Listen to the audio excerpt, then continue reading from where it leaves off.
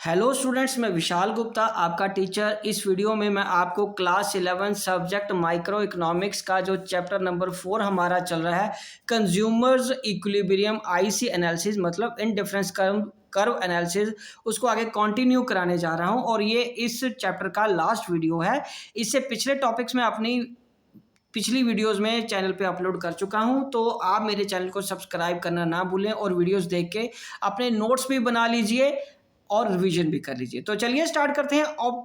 आज का टॉपिक जो इस वीडियो का है, ऑप्टिमम चॉइस ऑफ कंज्यूमर, ठीक है, और कंज्यूमर इक्विलिब्रियम। उसको कैसे एक्सप्लेन करूंगा मैं आपको बताता हूं। So consumer's equilibrium refers to a optimum choice of consumer. इसको हम ऑप्टिमम चॉइस ऑफ कंज्यूमर भी बोलते हैं, मतलब वो सही इस अपनी चॉइस कर रहा है, ना किसी चीज को ज्यादा कंज्यूम कर रहा है ना किसी चीज को कम कर रहा है। It is reached when he maximises his satisfaction. ये कब रीच करेगा ये पॉइंट? जब वो अपना मैक्सिमम सेटिस्फैक्शन लेगा as a rational consumer. In terms of indifference curve analysis, the consumer reaches his optimum choice when two conditions are satisfied। और ये दो कंडीशन सेटिस्फाइड होने के समय के वक्त ही वो अपना दोनों चीज़ें पूरी होने के साथ ही वो अपना सेटिस्फैक्शन लेवल हासिल कर पाएगा। तो पहली कंडीशन क्या है? मार्जिनल रेट ऑफ सब्स्टिट्यूशन, जिसको MRS of X and Y shall be equal to price of X upon price of Y. जिसका मतलब है ये स्लोप ऑफ आईसी है और दूसरा स्लोप ऑफ प्राइस लाइन है, या जिसको हम दूसरा बजट लाइन भी बोलते हैं। ठीक है स्टूडेंट्स।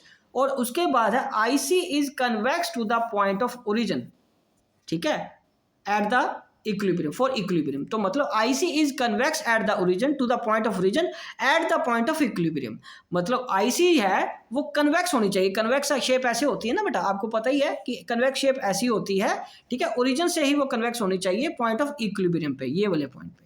तो चलिए आगे हम डिस्कस करते हैं इसको एक्सप्लेन करते हुए। ये देखिए, so this is the diagram equilibrium के लिए, जहां पे MRS of X and Y commodities का shall be equal to price of X upon Y point of equilibrium. और यहां ये देखिए ये कन्वेक्स है to the point of origin.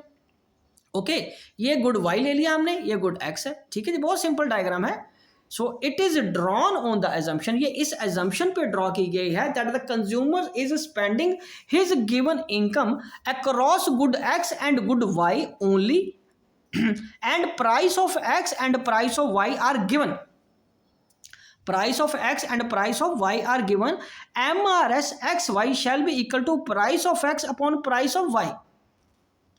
And IC is convex at the point of equilibrium, और IC convex at the point of equilibrium पे, ठीक है जी। So the rate at which the consumer is willing to substitute, ठीक है, दूसरा point है ये, तो आप समझ गए ना दो कंडीशन।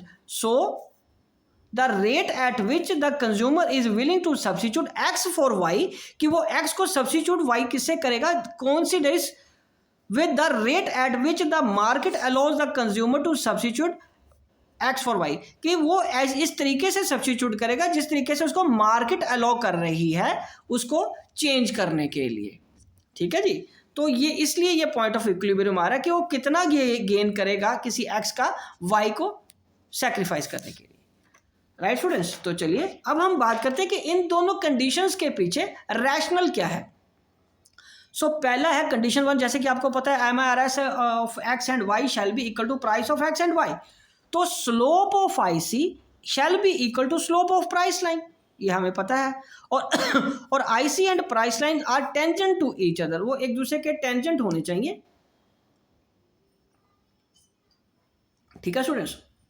तो late MRS of x by y be 2:1, indicating that consumer is willing to sacrifice 2 units of good y for 1 unit of good x।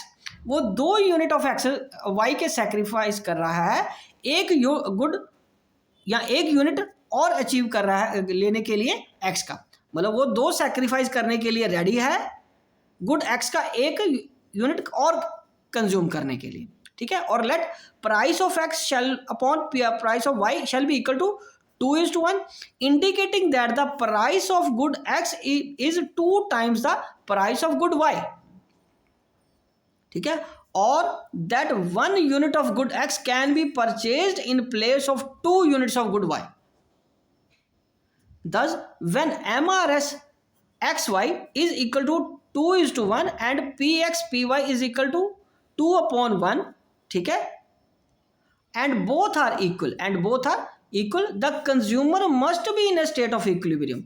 Consumer एक state of equilibrium पे आ जाएगा, because the rate at which consumer is willing to substitute X and Y is exactly equal to rate at which the market allows it to substitute for Y. वो जितना change करने के लिए expect कर रहा है कि X को गेन करने के लिए Y को सेक्रीफाइस करने के लिए रेडी है, और मार्केट उसको वो करने के लिए अलाउ कर रही है, मार्केट कंडीशन उसको ऐसा करने के लिए अलाउ कर रही है। ठीक है जी, तो ये एक बार ये मैं सारा पेज दोबारा दिखा देता हूँ। स्टूडेंट्स, आप इससे अपने नोट्स आराम से बना सकते हो। स्टूडेंट्स, आप टेक्नोलॉजी का इस्तेमाल करके, आप वीडियो को स्लो करके, पॉज करके आप अपना नोट्स पूरे कीजिए और रिवीजन भी मेरे चैनल से कर लीजिए। ओके जी, अब उसके बाद है condition 2, IC is convex at the point of equilibrium. So at the point of equilibrium, IC must be convex to the origin. This because marginal utility derived from every commodity must decline as we consume more of it. जितना कि हम उसको ज़्यादा consume करते जाते हैं किसी भी गुड को, तो उससे मिलने वाली जो मार्जिनल यूटिलिटी होती है वो कम होती जाती है। If law doesn't hold good, the consumer can never reach a point of state of stable equilibrium. और ऐसा पॉइंट तो कभी इक्विलिब्रियम का कभी आ ही नहीं सकता जब मार्जिनल यूटिलिटी वाला लॉ एप्लीकेबल ना हो रहा हो। Can equilibrium be ever achieved where every additional unit of commodity offers more and more satisfaction?